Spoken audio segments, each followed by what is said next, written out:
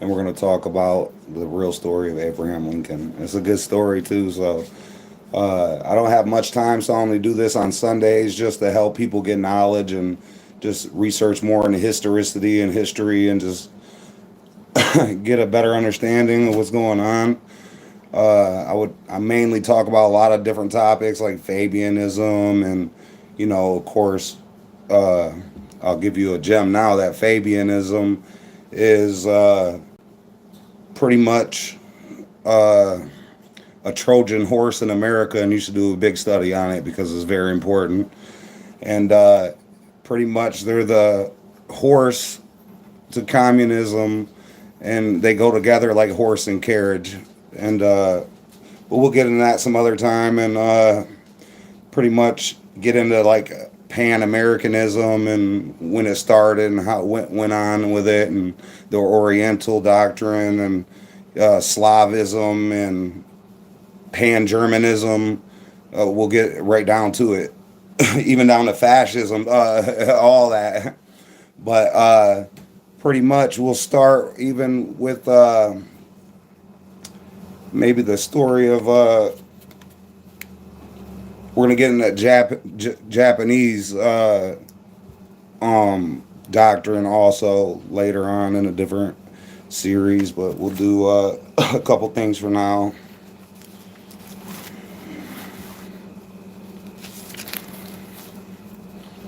Yeah.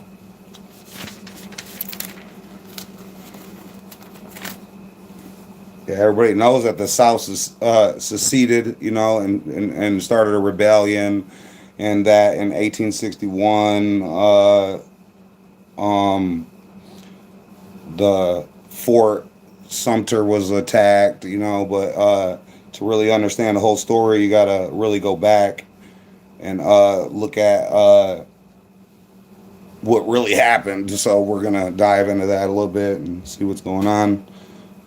And just to give you a background story before we get into this story, there's a whole bunch of other stuff that goes with this and the control the crown had on Abraham Lincoln and just other things that are going on we'll talk about in a different video. But this is just a good perspective that I haven't seen anybody do before. So, the United States were... the United States and Russia were the only two countries at that time in 1860 that didn't have debt. We had no debt, and the crown wanted them to acquire debt, and they had tactics and plans to do so. But like we'll get into that, Lincoln didn't fall for it. Wasn't playing ball. So the South seceded. Lincoln committed the act of war, and Lincoln knowingly built forces in North Carolina because he was against the breakup of the Union. So, and the breakup of the Union would have been the destruction of liberty of the American people, and he wanted to stand by the American people, which is righteous. So, people put them under the same forces that were controlling Europe.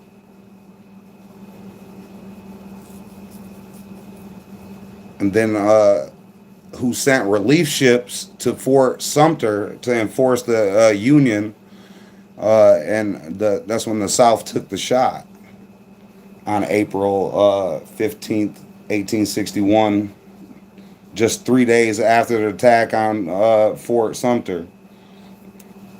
So because of this attack, is why Abraham Lincoln tried to, suppress the rebellion.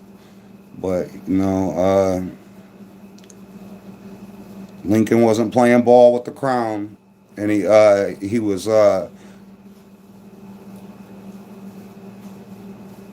counting on not putting us in debt.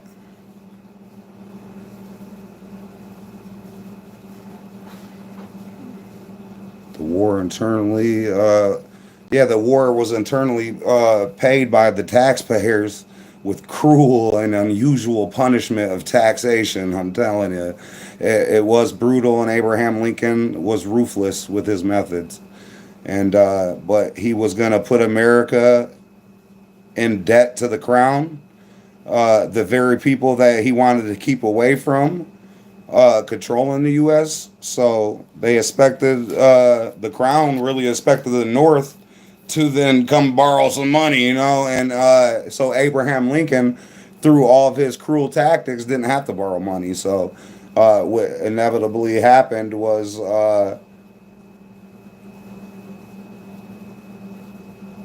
in order to fight the war, Lincoln refused.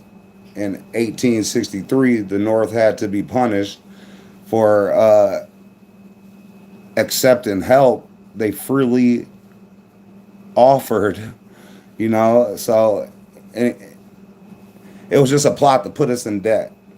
I mean, we didn't go for it. So they had positioned the Mexican person, I forget who, the prince on the throne down in Mexico, and then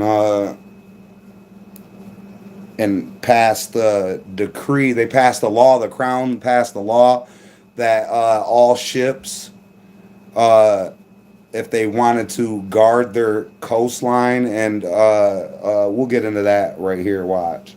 So they passed a law so that and a decree that no ship in the world that would have a blockade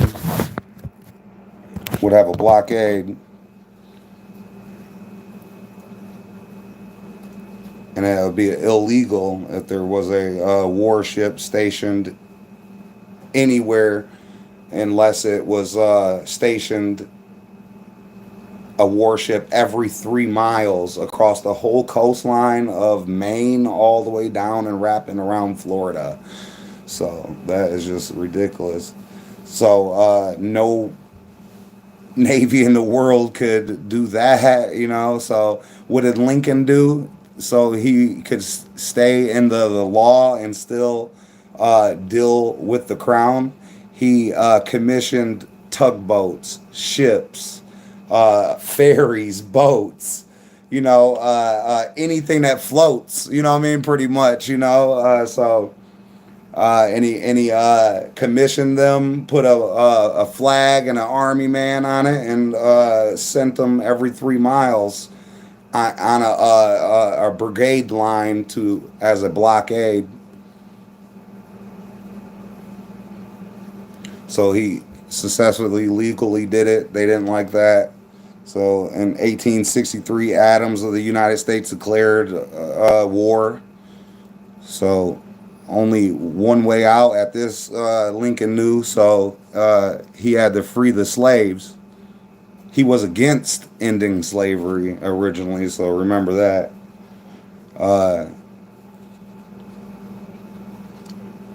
This point,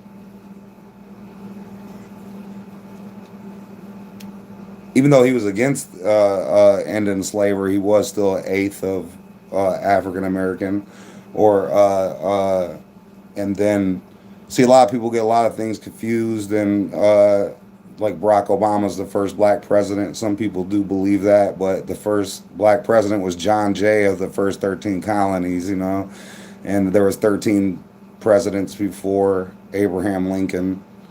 Before George Washington, 13 presidents before him. He was the first of the United States, which George Washington gets a bad name and a bad rep, everybody knows, and says that his teeth are made out of slaves' teeth or whatever it is. And if that's the case, it wouldn't be from evil means. He was a person of true equanimity. So, and his humility was very righteous. He was a pioneer of freeing the slaves. If you look at George Washington's life, and not only did he treat people fairly, even his servitude, servants or whatever, or even slaves, was educated in trade and other things like that, and taught how to read. And when he died, when George Washington died, he left all of his money to his slaves, not his family, not his friends, not his country. So I think that's pretty good knowledge to understand about George Washington as a pioneer of trying to have humility and equanimity for people. But let's get back to this Abraham Lincoln. Uh, so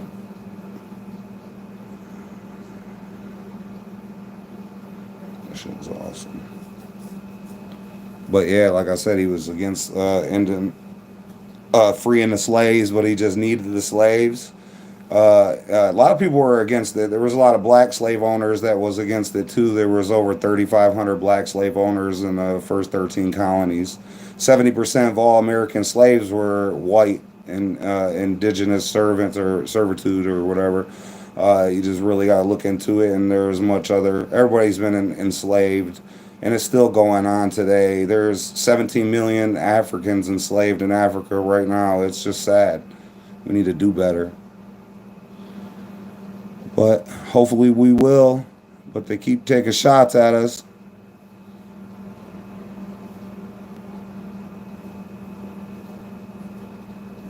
Lincoln also he wanted to bring the Africans back to Africa. Was his one of his statements. So don't get too teared up about what he did and commissioned, the boats, but he did it to save the Union. I understand. So this still is just a incredible story.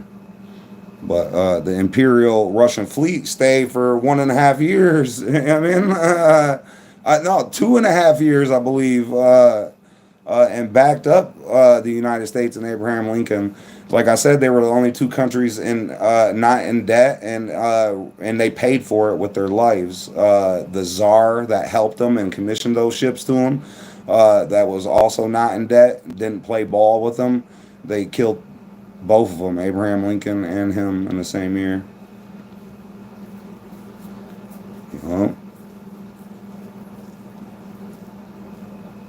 The Crown thought all their ships would be tied up because of the blockade, and didn't realize that the Russian ships were going to come and save the day. The Russians have been our ally for a while, and almost every war, absolutely, they've been actually our ally, even World War I, II, and especially this rebellion situation, and really had our back. They get some bad reps, but this is historicity. So Russia also, you got to see how the Crown played them too. They're not too happy. That was the pan-Slavism we were going to get into, but we'll just sum it up by, in 1900, the Russians had produced 2% of the world's oil. You know what I'm saying? In 1910, they were producing 54% of the world's oil. And the Crown didn't like that. So, right after the 1917 war, what happened in 1920? By 1920, the Russians were producing what? They were only producing 4% of the world's oil. So that was like a direct tactic to to kill the competition. Is what how I understand it. But anyway, we'll get back into this stuff. Not only do they commission the ships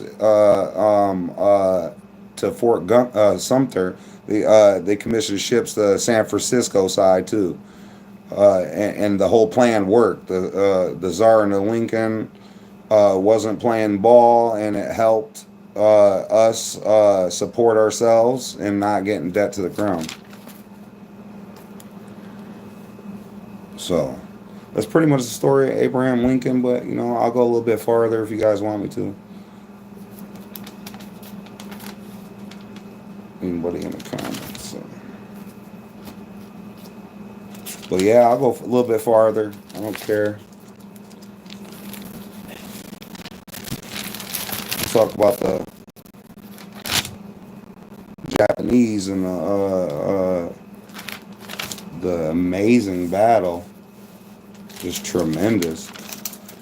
But they said the crown was bleeding the Japanese white. That's how bad they were bleeding them through their greed, and we'll get into it for sure. Uh, the Battle of Tashima, you remember that? And May 27th, 1905. Well, through May 28th, 1905 also. But it's crazy. Japan overthrew white rule, made a deal with the crown that they would impose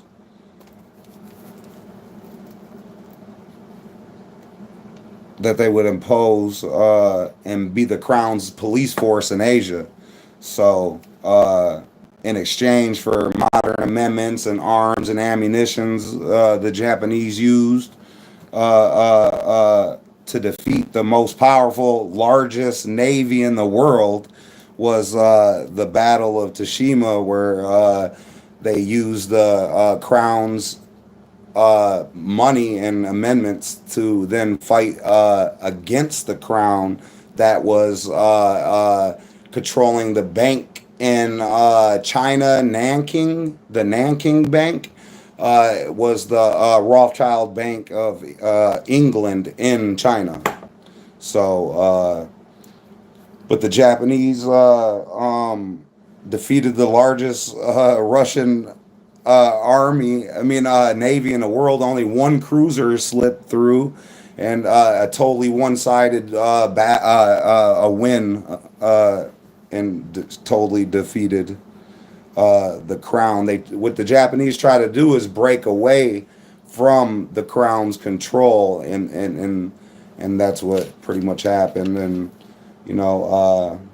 so later on next Sunday, I'll probably come on and do some more and talk about Fabianism and what's really going on with that, and also a lot more about just everything that's going on, in the World Economic Forum, and even people. I heard a wise man say this, that he called it the World Economic Fabian, not Forum, because you really have to look into that a lot, so you can understand what's really going on. And there was a couple other people that wanted me to talk about the georamas, and I'll do that in about a month or so. But I made a neologism, where I coined the term the Goldilocks zone of the eye. So we'll get into that some other time. It's mind blowing.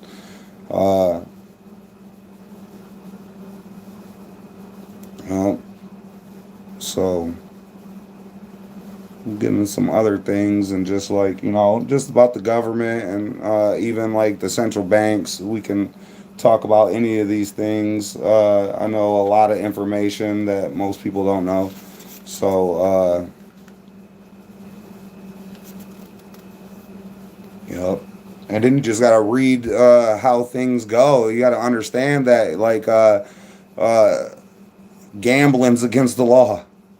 So it's illegal for you to gamble, and it's still outlawed, but it isn't unless the government wants their money. So it's always legal if the government wants to do it. So you just got to know the difference. Mm-hmm. Mm-hmm. So, but there's a lot of things we can talk about in the future. I'll give you some of these topics.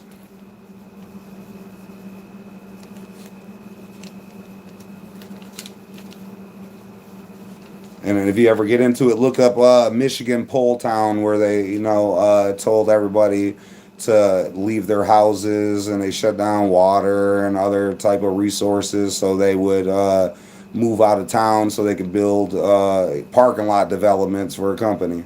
And a lot of other people with the Japanese subject is, they misbehaved and did the greatest naval battle win of all time, Tashima, and overthrew the bank in China, the Bank of England, Nanking. So they paid the price with the Nagasaki, when they dropped the hydrogen bombs, and which some people are saying that it was an urban development, because it was so strange that overnight they had, in the same areas the bombs went off, had the biggest world manufacturing industrial center, and had continued from that year on for a while. So research and look into that stuff also.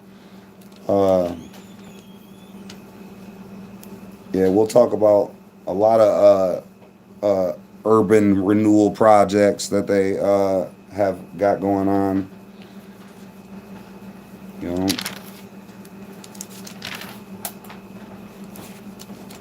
yeah, and just we also talk about the economy and politics. We talk about the Bible, many of subjects, or we even do open chats. And I'll go live once I get more subscribers and people tuning in. But it's all good if it doesn't, because I do it for free. I don't care about any money or anything that's going on. But I'm from up here in Michigan, and I was just Googling minimum wage, even though I will make more than that, of course, and that's why I'm always busy.